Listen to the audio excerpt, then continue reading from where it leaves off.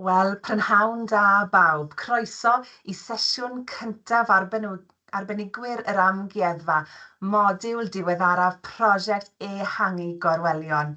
Mae'r sesiynau yma yn arbennig ar eich cyfer chi, ddysgwyr blwyddyn 5 a 6. Felly, mae'n braf cael chi yn rhan o'r sesiynau yma a gobeithio'ch bod chi'n edrych mlaen at ddysgu mwy dros y 4 sesiwn.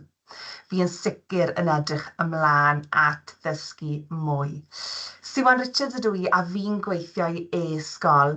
Fi'n cael y pleser o gyflwyno person pwysig iawn heddi, sef Megan Neish o Amgueddfa Cymru, sy'n arbenigwraig ar bopeth amgueddfa. Bydd hi'n arbenni trwy ail-fframio picton y prynhawn yma. Nawr te, cyn i ni ddechrau a symud mlaen at Megan, ambell beth i nodi, mae'r camerâu, y meicroffonnau a'r chat i ffwrdd ar eich ochr chi ar gyfer yr holl sesiynau yma a byddant yn cael eu recordio. Dyma gyfle i chi ddysgwyr i wrando'n astyd, dysgu mwy ac wrth gwrs pinigol y senesiynau cwiz i orffen. Felly croeso mawr iawn i ti Megan, ni'n ddiolchgar iawn i ti am ymuno â ni, ni'n edrych ymlaen at ddysgu mwy. Felly, i ffwrdd â ni. Diolch yn fawr iawn i ti.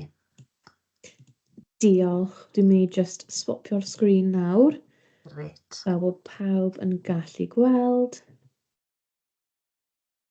Ydy hynna'n edrych yn dda? Di pawb yn gallu gweld? Gret. Yeah, lovely.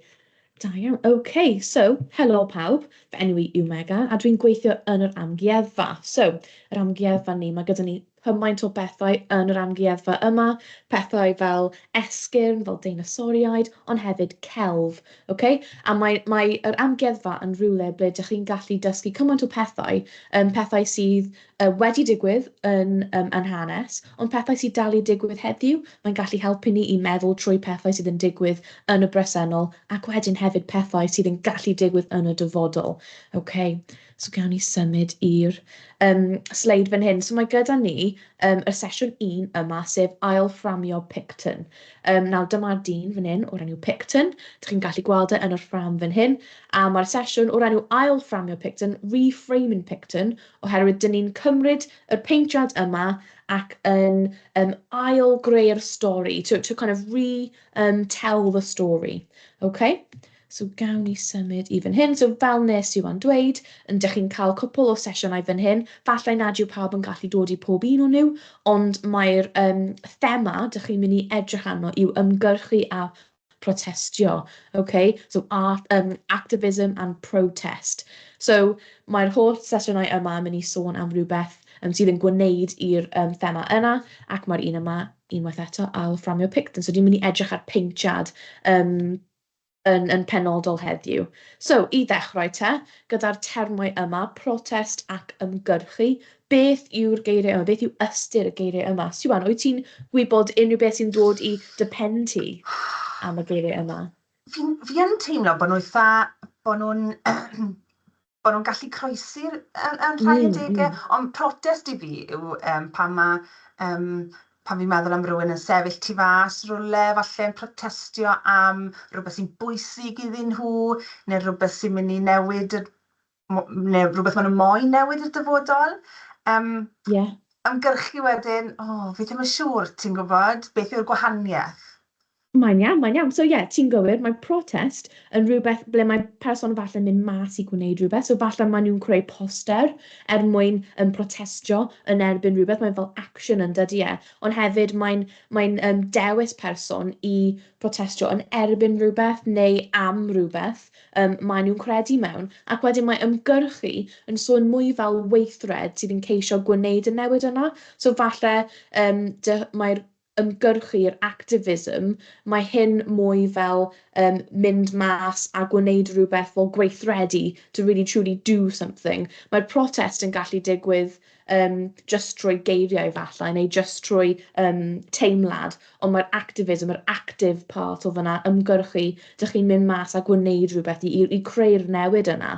Okay? Ond ti'n gywir, mae nhw yn dod at ein gilydd, pryd dych chi'n ymgyrchu, dych chi yn protestio, pryd dych chi'n protestio, dych chi'n ymgyrchu. So mae nhw yn dod at ei gilydd weithiau. So gawn ni edrych te ar cwpl o enghreifftiau o protest ac ymgyrchu. So mae gyda ni llun o Extinction Rebellion fan hyn, oedd wedi digwydd yn 2019 yng Nghaerdydd. Okay? So falle ydych chi'n gallu gweld cwpl o adeiladau fyna, ydych chi'n adnabod fel y castell fyna. Okay? Ac mae'r pobl yma yn protestio neu ymgyrchu am yr cause Extinction Rebellion, sef am yr amgylchedd, okay? The environment, i helpu natur, i helpu'r bywyd gwyllt ni'n cael o gwmpas y byd. A ti'n gallu gweld nhw, maen nhw'n wedi mynd tu fas gyda beneri a posteri. Dyma'r ffordd maen nhw'n dewis i protestio. Dyn ni hefyd yn gallu gweld yr arwydd anti-Trump, okay, gwrth Trump fyna. Nawr, daeth hyn o gwmpas mewn 2020, ond dyn ni yn gweld, mae'n kind of dod nôl o gwmpas yn y bresennol oherwydd mae wedi cael ei swydd yn ôl i fod yn President of America. So mae'r achosion yma yn dod nôl lan yn y bresennol. Dyma beth yw'n siŵr dweud gyda amgueddfa, mae'r amgueddfa yn gallu dangos i chi pethau sydd wedi digwydd yn hanes, ond maen nhw'n gallu dangos i chi pethau sydd yn digwydd yn y bresennol, sy'n digwydd nawr. Okay? So dyna dau enghraifft yna, ond hefyd mae gyda ni'r ymgyrchwyr enwog, so'r pobl yma sydd yn dewis i protestio neu ymgyrchu am rhywbeth. So falle ydych chi'n adnabod yr pobl yma. Mae gyda ni Martin Luther King, oedd yn ymgyrchu dros hawliau sifil a gwrthhiliaeth yn yr Unol Daleithiau America. So falle ydych chi wedi dysgu bach am hyn fe yn barod, ond pryd ydych chi'n mynd trwy'r ysgol, bydd e'n dod nôl lan. Mae'n person enwog iawn yn yr byd ymgyrchu. Okay? Hefyd Greta Thunberg, mae hi'n ymgyrchu dros newid hinsawdd. Okay? Mae hi falle nawr mae hi wedi tyfu tipyn bach, ond pryd nes i yn gyntaf clywed amdano hi, roedd hi ond yn ferch bach, okay? Ond mae hi'n gwybod beth mae hi moyn ymgyrchu dros, a mae hi wedi defnyddio ei llais hi mwyn dweud y stori yma am yr amgylchedd ni, am ei newid hinsawdd, okay? The climate change, i trio gwneud y newid yna. A wedyn mae gyda ni pêl-droed o'r enwog yma, Marcus Rashford, ac mae fe'n defnyddio ei profile enwog mwyn trio cael prydau bwyd am ddim mewn ysgolion, so free school meals. So mae'n defnyddio'r statws fe fel person enwog mwyn defnyddio'r llais i ymgyrchu am rhywbeth mae fe'n credu mewn, okay? So mae yna cwpl o pethau, mae yna loads o pethau mae pobl yn gallu ymgyrchu drosodd, a mae yna gwahanol ffyrdd ydych chi'n gallu dewis ymgyrchu, okay? Does dim rhaid i chi gwneud poster, nid yw'r hwnna'n un opsiwn i gwneud, ydych chi'n gallu mynd mas, ydych chi'n gallu creu baneri, ydych chi'n gallu ysgrifennu stori neu poem falle. Mae yna cymaint o ffyrdd ydych chi'n gallu defnyddio i ymgyrchu dros mater ydych chi'n credu mewn. Yn yr amgueddfa ni, mae gyda ni, fel nes i ddweud, llawer o pethau hanes fel naturiol, ond mae hefyd gyda ni peintiadau a celf.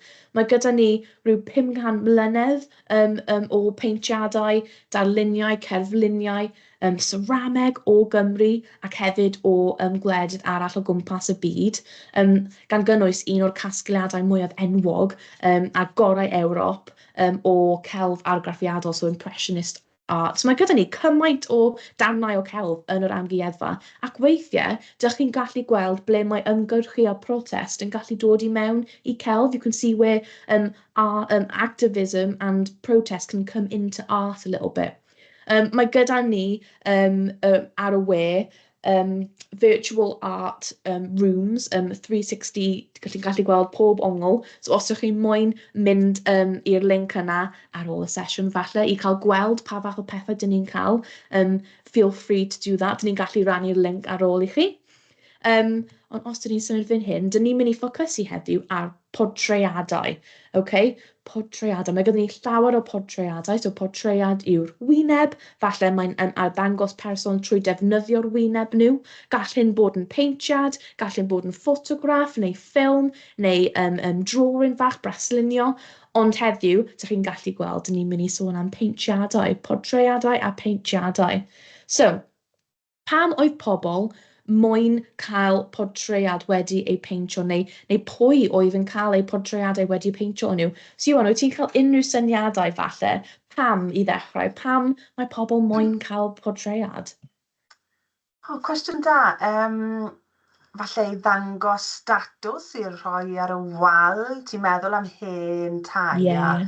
a yn yr amgueddfa mae lot o luniau portreadau ar y wal yn does e? Felly, Ie. ie.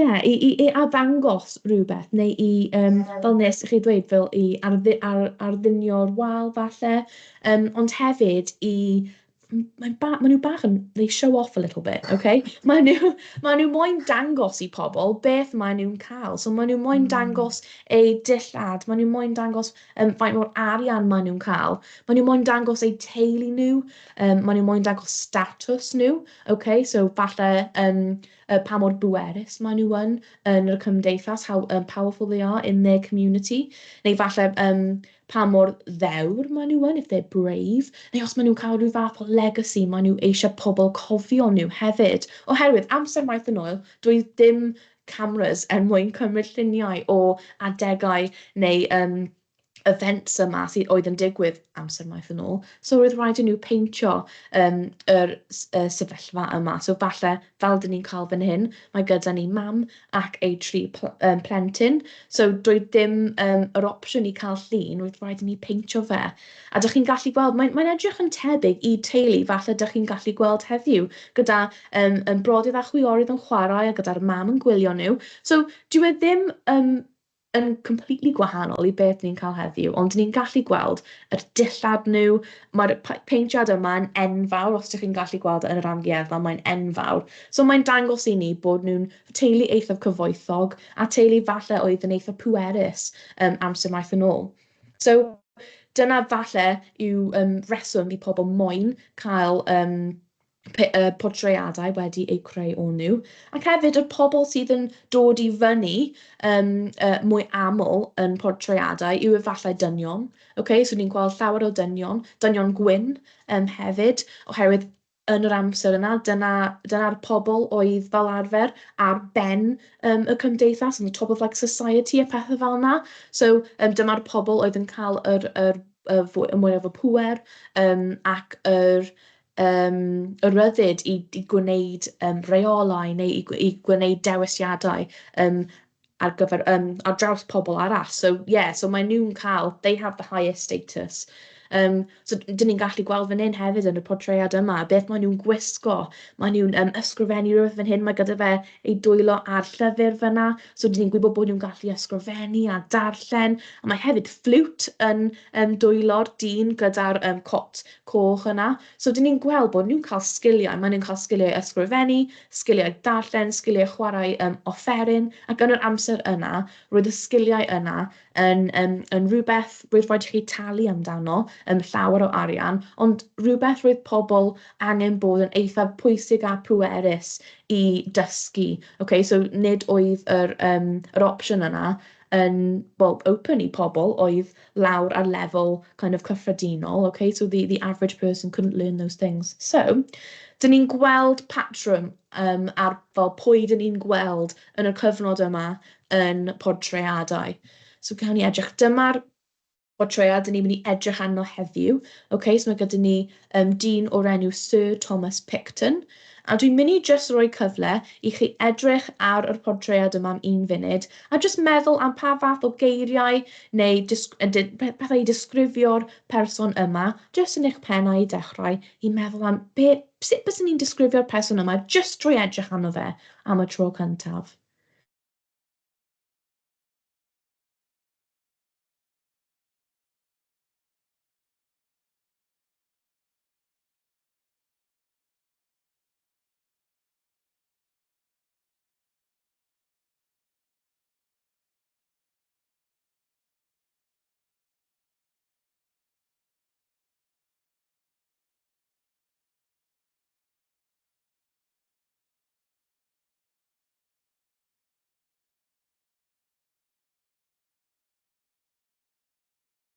Okay, falle 5 eiliad ar ôl nawr.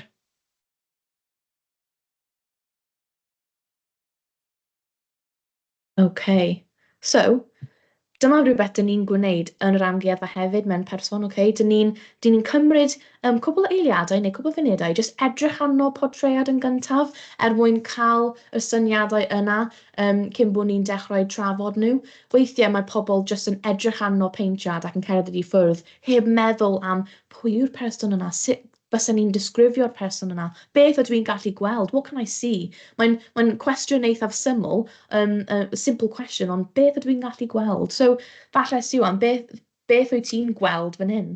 Fi'n gweld yn gyntaf fel mae fe'n sefyll yn gryf ac yn gadar. So ti'n meddwl wedyn, os rhyw fath o statws gyda fe, a wedyn am mae'n gwisgo pethau milwr, ti'n meddwl am rhyfel, y clefydd, a'r boots sgleiniog. Mae dilladau really yn trosglwyddo'r syniad yna bod e'n falle cyfoethog neu yn cael statws uchel yn yr cymdeithas falle hefyd. Mae ei gwisgau yn gwisg filwr, ti'n gywir, ac hefyd gyda'r beth yw cleddyf yna, mae'n dangos bod e'n falle person eithaf dewr, ond person dyn ni fod falle bod yn ofyn o, neu mae rhaid i ni parchu'r person yma. Mae'n sefyll fel nes chi ddweud yn prawf, falle yn balch, okay? Mae'n sefyll yna yng nghanol yr paentiad, mae'n dangos i ni, dwi'n person, mae rhaid i chi barchu fi, mae gyda fi cleddyf, dwi'n gweithio i'r byddin. Okay? So mae'r ffordd mae'r artist yma wedi dewis i dangos y dyn yma, mae'n mewn golau eithaf positif yn dydy e. Does dim byd yn dweud i ni am cefndir y person yma, really. Mae jyst yn dangos y pethau sydd yn digwydd ar y wyneb, on the surface level. So, dyna pryd, dyn ni angen dod mewn i edrych tu mewn i pethau tipyn bach, i trio darganfod mwy am y person yma. So, roedd Picton yn soldier yn y byddin Prydain, ac wedyn yn y pen draw mae wedi codi lan i is-gadfridog cyffredinol y trydydd safle uchaf yn y fyddin cyfan. So roedd e'n person eithaf uchel yn yr fyddin. A mae'n cael ei cofio fel person oedd rhaid i chi barchu, ond roedd hefyd rhaid i chi ofni e. So dyna sut mae'n cael ei cofio. A mae hynny'n golygu fod yn filwr dewr, ond roedd pobl mae pobl yn deall e fel person sydd yn cael dymer eithaf dreisgar. Ond dyna sut mae pobl yn cofio fe. So mae pobl maen nhw'n gweld y person yma, pryd maen nhw'n gweld maen nhw'n meddwl bod e'n filwr dewr ac yn person mae rhaid i ni barchu. Am bron 200 o mlynedd, roedd Picton yn cael ei dathlu am ei cyflawniadau mirwol, so 200 years have been celebrated for his work. Roedd oedd y swyddog uchaf oedd wedi cael ei lladd yn brwydr Waterloo, so the highest ranking soldier that was killed in the Battle of Waterloo. Hon oedd y brwydr olaf am y ryfeloedd Napoleon, sef pryd roedd Prydain a gwledydd Ewropeaidd arall yn ymladd yn erbyn ymerodraeth Ffrainc dan arweiniad Napoleon. Ers amser maith, dyma sut mae Picton wedi cael ei gynrychioli. Roedd portread hyn o Picton arfer cael ei arddangos mewn rhan o'r amgueddfa o'r enw Oriel Wynebau Cymru, so Welsh Wales Faces. Yma, roedd ei portread yn hongian ochr wrth ochr y pobl enwog a pwysig Cymru yma, ac soniodd y label oedd ymyl yr paentiad yma am ei rôl fel filwr, ac fe cafodd ei dathlu fel arwr, fel hero arwr, okay? So roedd y label oedd yn arbwys y paentiad yma, ond yn sôn am y pethau positif roedd Picton wedi gwneud. So gawn ni symud te i... Dyma ni fan hyn. So, dwi'n mynd i sôn am y portread fel hyn.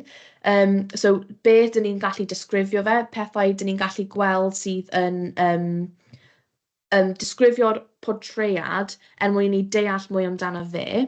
A wedyn dwi wedi rhoi bach o context i chi, okay? Fel pethau background information i ni trio meddwl am pwy yw'r dyn yma, ond roedd y pethau yna wedi dod mas o beth mae'n edrych fel, okay? So mae'r ffordd maen nhw wedi peintio Picton fan hyn yn yn dangos yr stori yn anglir i ni. OK, so os ni'n symud i fan hyn, dyma fe, dyma mwy o gwaith celf sydd yn arddangos y statws yma ac yr ffordd unwaith eto am dros 200 o flynyddoedd mae fe'n cael ei gweld fel arwr. A wedyn, mae gyda ni, er mwyn deall fel yr stori dyn ni'n mynd i edrych arno nesaf, sydd gyda Picton, dal yr un stori, mae rhaid i ni meddwl am yr terminology fan hyn, sef ymarodraeth Prydain, a wedyn trefedigaethedd. Okay? So mae gyda ni ymarodraeth Prydeinig, sef yn yr adeg hon, roedd gan Prydain ymarodraeth Empire. Okay?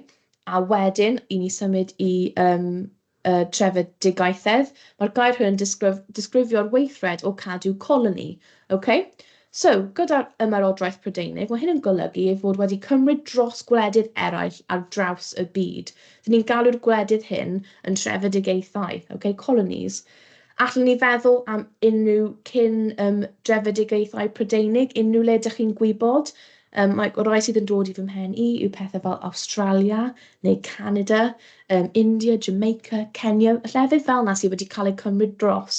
Roedd y pobl oedd yn byw yn y gwledydd yna'n aml yn cael eu drin yn wael iawn gan yr Prydeinwyr neu pobl sydd yn dod o gwledydd arall. Bydd nhw'n cadw'r holl cyfoeth hefyd, they would keep all of the riches, so efallai mae'r pobl yma'n cael eu gorfodi i tyfu cnydau neu fwyn gloddio am deunyddiau gwerthfawr, ond doedden nhw ddim yn gallu cael unrhyw gwobr neu arian am y gwaith yma, roedd yr holl arian yn mynd i'r Prydeinwyr oedd wedi dod draw a cymryd dros yr ardal yma. So mae'n hanes eithaf anheg, mae'n hanes dyn ni'n yn y bresennol, dal yn trio edrych arno a di'n trio, we try to dissect it ac i gweld beth ydy hyn yn effeithio ein bywyd ni heddiw hefyd. So unwaith eto mae'r presennol yn dod mewn hyd yn oed bod y pethau yma wedi digwydd yn hanes, mae rhaid i ni meddwl amdano nhw yn y bresennol hefyd. So os ni'n symud i fan hyn, mae gyda ni y stori am Trinidad, sef ynys bach ar bwys y Caribbean, ble roedd Sir Thomas Picton, dyma ble mae fe'n dod i mewn, yn llywodraethwr governor. So dyma enghraifft o trefedigaeth yn yr ymerodraeth, okay? Oherwydd dyw Trinidad ddim yn agos i Cymru. Dyna ble mae Picton yn dod o, mae'n dod o Cymru. Dyw Trinidad ddim yn agos, okay? So mae nhw wedi symud draw fyna er mwyn cymryd dros yr ardal yma. Dyma'r map fan hyn. Dwi'n gallu dangos i chi. Dyma Cymru ac wedyn dyma Trinidad lawr fan hyn. Roedd bron fel prif weinidog neu arlywydd yr ynys. So penderfynodd Picton sut byddai'r ynys yn cael ei redeg, roedd e'n gyfrifol am yr heddlu ac yr fyddin hefyd. So roedd e'n gyfrifol am yr holl reolau o'r ynys. So mae fe gyda pŵer dros y pobl yma. Hyd yn oed bod e ddim wedi cael ei eni mewn y lle yma. Does dim byd yn Trinidad sydd yn it doesn't belong to him, ond dyma fe yn cael yr holl pŵer. So os ni'n gweld fan hyn, un peth arall mae rhaid i ni meddwl am, fel bod y stori yma'n gwneud sens i ni, yw caethwasiaeth. Mae'n gair eithaf anodd i ddweud. So, mae rhaid i ni meddwl am hyn ac hefyd y fasnach caethwasiaeth traws-Atlantig o pobl Africanaidd. So, dyn ni'n gweld bach o fel triongl fan hyn yn digwydd. Okay? Roedd hyn yn gweld pobl Ewropeaidd fel Prydain i teithio i Africa a wedyn cipio pobl o Africa ac roedd nhw'n cymryd y pobl yma ar cwch ac maen nhw'n teithio o Africa a draws y cefnfor Atlantig yn y canol fyna i llefydd fel De America neu Ogledd America hefyd ac ynysoedd yn yr Caribbean. So cymerodd y daith hon o gwmpas y cefnfor fan hyn, tua 6 i 8 wythnos mae'n cymryd nhw i gwneud y taith yma, sef falle rhyw 50 o ddiwrnodau ar y cwch yma. Roedd y taith yma'n beryglus iawn, roedd yn anodd iawn, a nid oedd y pobl maen nhw wedi cipio o Africa yn cael eu drin yn garedig ar y cwch yma. They didn't have kindness on this boat. Maen nhw wedi cael eu trin fel is na pobl, lower than people. So mae rhaid i ni meddwl am yr darn yma o hanes hefyd er mwyn deall mwy am Picton, oherwydd unwaith eto, ydych chi'n gallu gweld lawr ar bwys y Caribbean fyna, dyma ble bydd Trinidad yn dod i mewn i'r stori. Okay, so dyn ni'n mynd i symud i fan hyn. So unwaith eto, dan drefn Picton. So, i hyd yn oed yn yr amser yma, roedd Picton yn rhan o'r y hanes caethwasiaeth, roedd e'n rhan o hyn. Mae fe wedi helpu pobl i cipio'r pobl o Africa. Mae fe wedi rhoi arian i mewn i'r system yma hefyd. So mae fe yn rhan o hyn. Okay? Dyw e ddim yn just bodoli yn yr amser yna a ddim yn cael unrhyw beth i gwneud gyda fe. Mae'n rhan o fe yn union. Ac hyd yn oed yn yr amser yna, roedd pobl yn gweld pobl fel caethwasion, ddim fel pobl, they weren't seen as people, ond roedd na amser yma pryd roedd Picton wedi cael trafferth gyda'r gyfraith, okay? He had a bit of trouble with the law, lle dyma fe'n cytuno i artaith torture o ferch bach tua 14 mlwydd oed o'r enw Louisa Cauldron, okay? So dyma Louisa a falle cwbl o pobl arall, maen nhw'n cael eu cyhuddo o dwyn rhywbeth. They got, beth yw cyhuddo?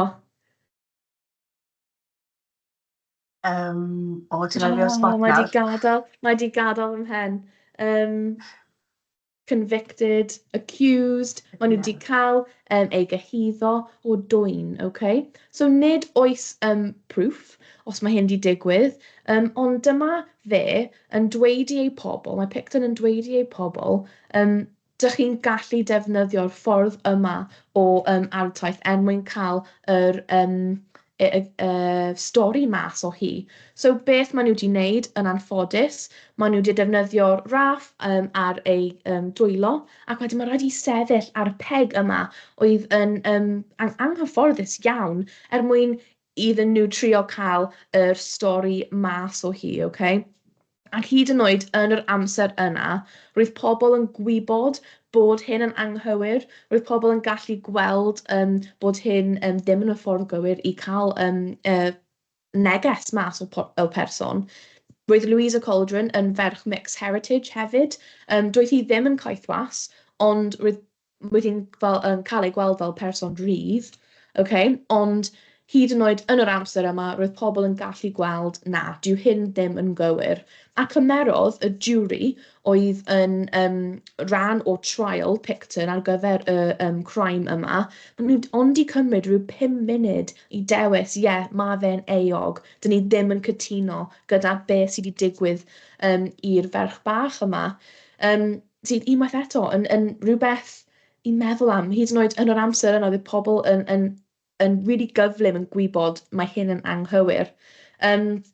Ond, so am 2 flynedd, tua 2 flynedd, mae Picton yn cael ei weld fel person eog yn y crime yma, ond dyma fe yn gofyn am ail trial, okay? So mae eisiau mynd ar y prawf arall er mwyn trio dod at ateb gwahanol. Ac yn anffodus, dyma fe yn cael yr teitl yna o eog di ripio i ffwrdd oherwydd ei law, beth yw'r gair dwi'n edrych amdano? Ei technogoldeb cyfreithlon, dwi'n credu, rhyw fath o technical law issue, oherwydd roedd e o dan yr law mewn Sbaen. So dyma fe mae'n arguo i ni, he argues to us that actually beth mae fe wedi gwneud ddim yn anghywir, roedd dim yn anghyfreithlon, not against the law at least.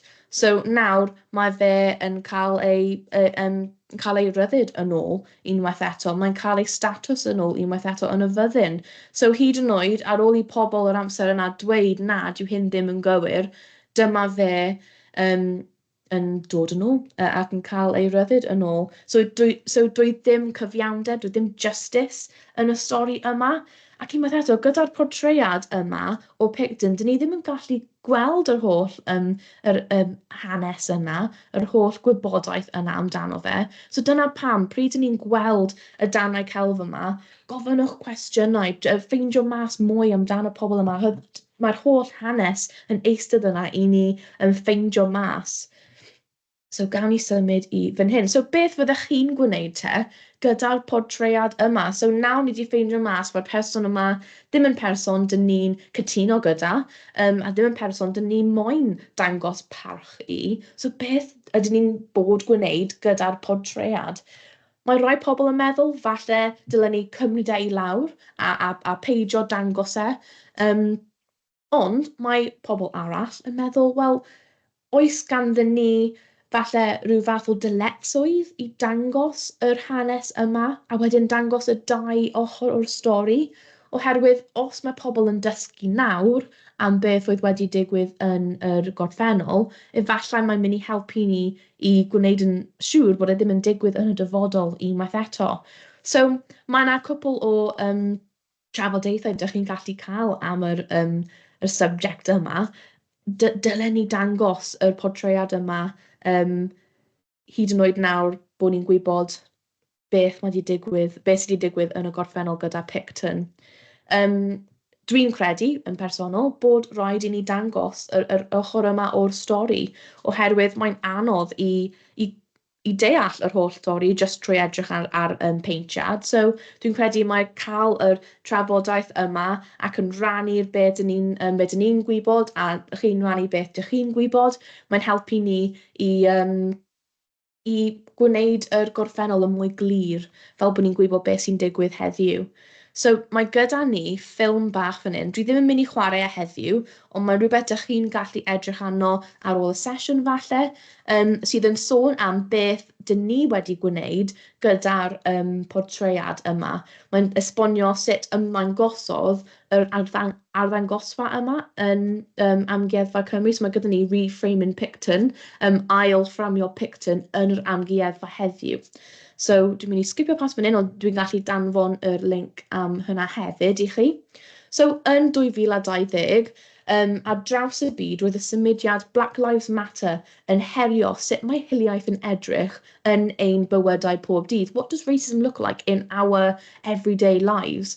Ac achosodd hyn i'r Amgueddfa i edrych ar ein casgliadau i gyd ac i meddwl yn ofalus am y storeion maen nhw'n dweud. So to look at our collection and think hard about what is it showing, what are the stories that we're telling.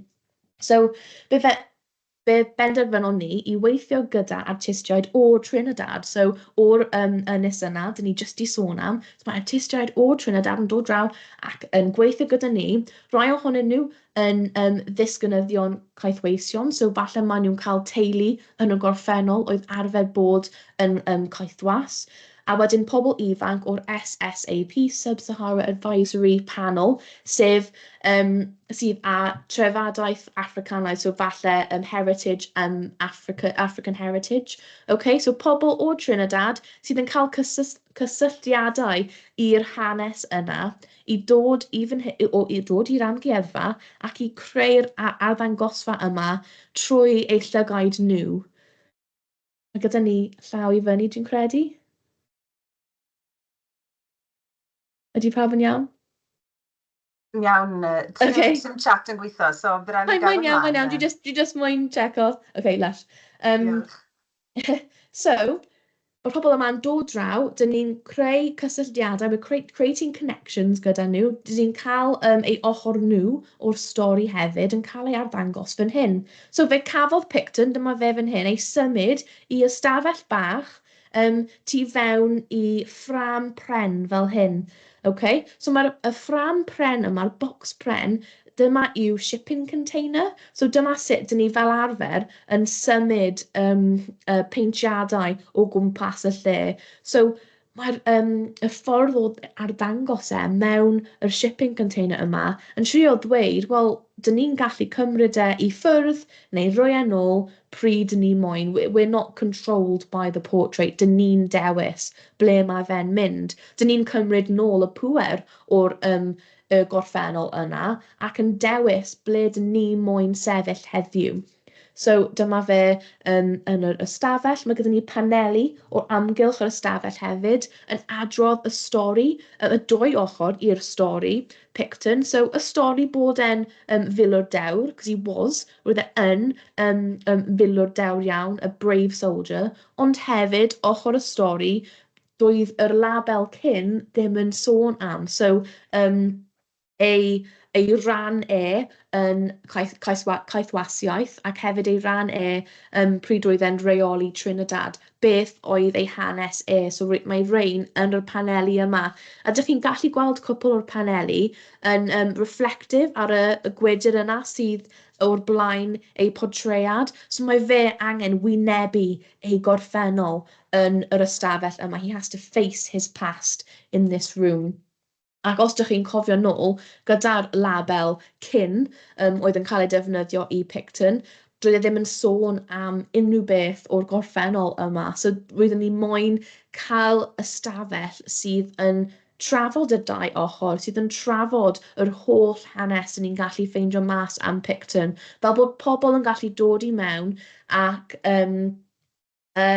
cael mwy o gwybodaeth ac yn teimlo fel bod nhw'n edrych ar y portread yma ac yn dysgu trwy edrych ar yr ysgrifennu sydd o gwmpas yr ystafell hefyd.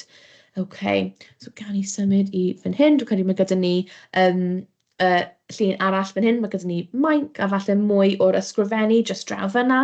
Mae yn ystafell eitha fach, okay? So pryd ydych chi'n dod heibio yr gwaith historical art ni, dych chi'n gallu mynd draw I ystafell bach iawn a wedyn dych chi'n gweld y darn yma. Mae'n edrych yn gwahanol iawn I fel dyn ni fel arfer yn hongian darnau o celf ar y wal. Fel rhaid I ni edrych lan at yr peintiadau fel arfer, ond fan hyn mae'n sefyll ar y llawr gyda ni.